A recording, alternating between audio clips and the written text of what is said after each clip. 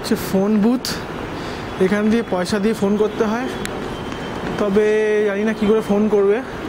ওখানে এক্সচেঞ্জ হচ্ছে। আর এইগুলো হচ্ছে তোমার ডিপার্চার। তুমি যখন ফ্লাইট থেকে নামার পর এখানটা দেখবে, এখানে তোমার নেক্সট ফ্লাইটের দেওয়া থাকবে, টাইম আর টার্মিনাল নাম্বার, গেট নাম্বার দেওয়া থাকবে, কত নম্বর গেট।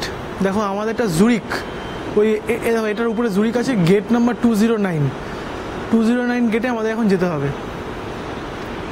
তাই তোমারটা যখন আসবে তোমাকে দেখতে হবে জুরিক, তোমার ফ্লাইটটা কত নম্বর গেটে দিয়েছে, তার টাইম কটায়। ঠিক আছে, খুব সহজ। এরম ধরনের বোর্ড দেখলে এটা সামনে দাঁড়িয়ে দেখে নেবে। আর যে কোনো সিকিউরিটি পার্সোনালকে জিজ্ঞেস করবে যে তোমার গেট নম্বর, ধরো তোমার, আমার যেরকম 209, এখন আমি গিয়ে জিজ্ঞেস করবো 209 নম্বর গেট কী করে যাব, 209 নম্বর গেট কী করে যাব। ঠিক আছে।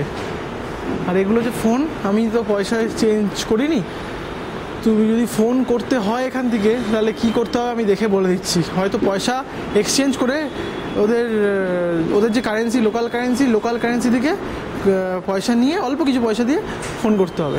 আমি দেখছি।